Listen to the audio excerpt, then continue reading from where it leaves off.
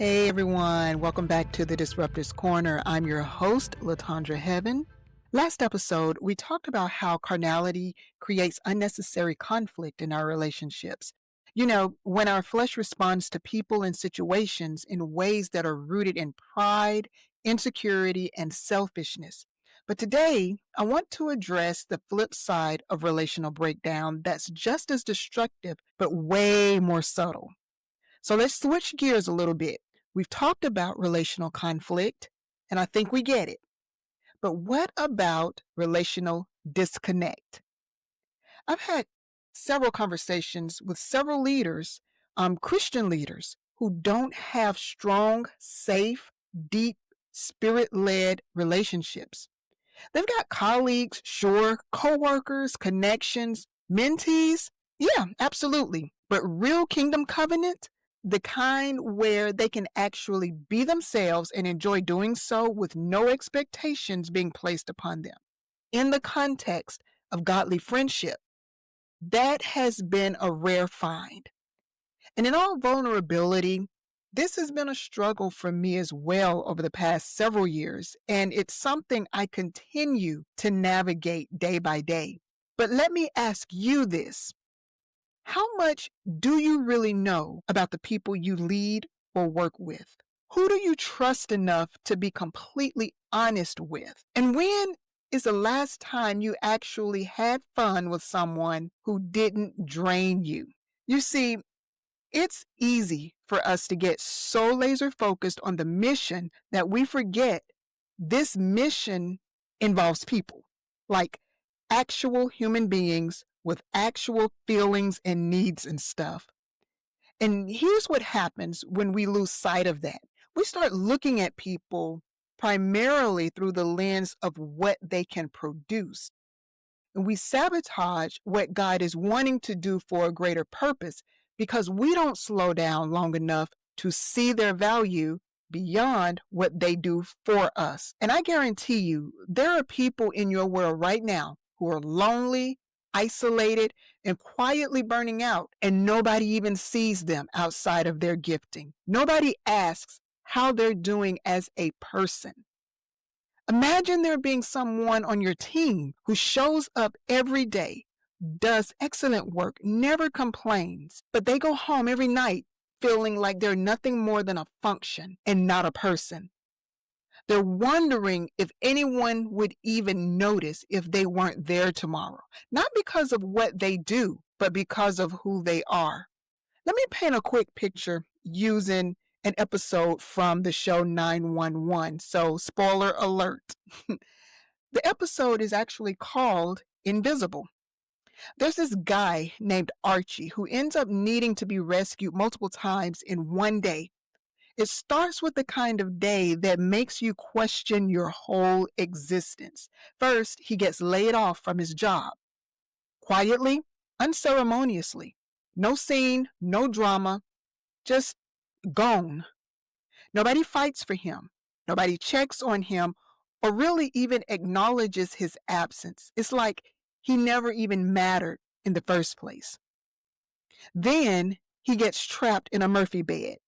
Yes, I said it, in a Murphy bed, folded up like a piece of mail. And when his fiancée comes home, she doesn't even notice he's stuck in there, even though she's literally lying on top of him. Later, he gets a flat tire. And while trying to fix it, one of the lug nuts rolls under a semi-truck. He crawls underneath to grab it, and while he's down there, the truck starts moving. The man literally gets trapped under the wheel well, and still nobody sees him. He's banging, he's yelling, and yet again, he's invisible in plain sight. And just when you think it can't get any more absurd, he ends up falling asleep in his car, only to wake up mid-air as his whole car is being towed away. But nobody notices. I know it sounds comical, and the way the script was written, yeah, it kind of was. But it was also heartbreaking. Archie is walking through life wondering if anyone would notice if he disappeared. And the world keeps answering that curiosity with silence. Meanwhile, Hen, who is one of the main characters, she's a first responder, and to be honest with you, she's a solid rock for everyone around her, but she's also feeling invisible. It's her birthday, and everybody in her circle, except for one faithful friend, forgets. Her coworkers, her own household, even her own mama who gave birth to her. How does that happen? Right? So while she's out here saving lives, she's quietly wrestling with that same question. Does anybody even notice me if I'm not doing something for them? At one point, while rescuing Archie yet again, she tells him, "You're not invisible. You're making yourself disappear." And what she was really saying is, sometimes we get so used to not being seen that we stop showing up as ourselves altogether. We pull back. We stop expecting connection. And then we're surprised when nobody reaches for us.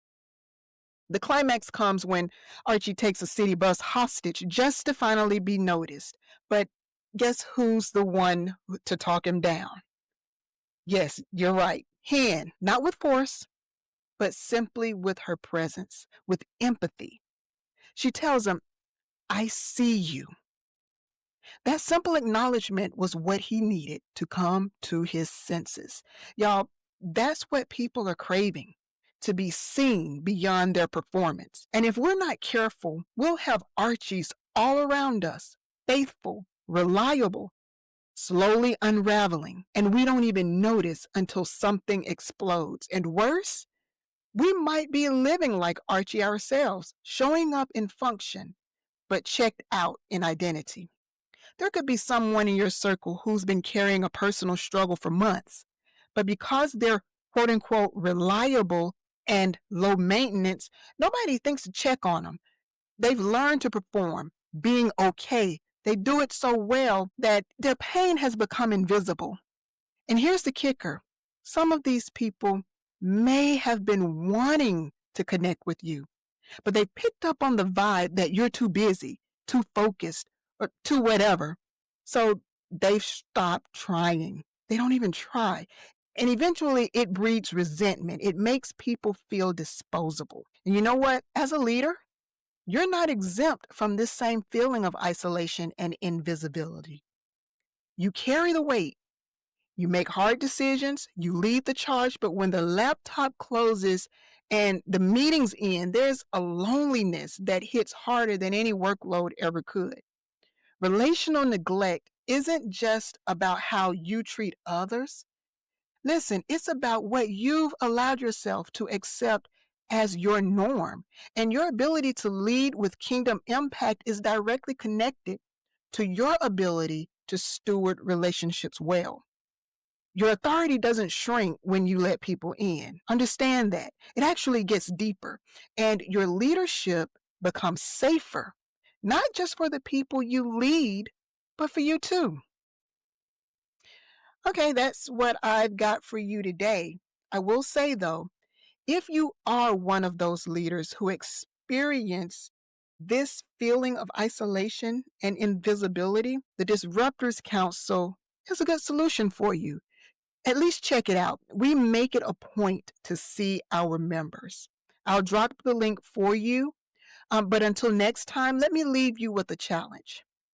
Pick one or all three and let me know how it goes. The first option is text someone and ask how they're really doing. Don't approach them with work stuff, but ask them how they are actually doing.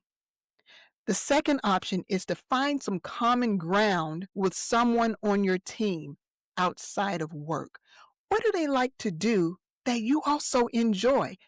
Maybe you both like hiking or cooking or playing the guitar or watching terrible reality TV. um, then actually set up some time to do that thing together. Connect over life, not just work, and have fun with it.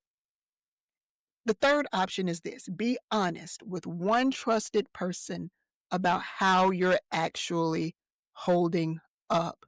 Sometimes we hold it all in and we don't let people know that we're having a hard day, we're having a hard season, and we actually need the support.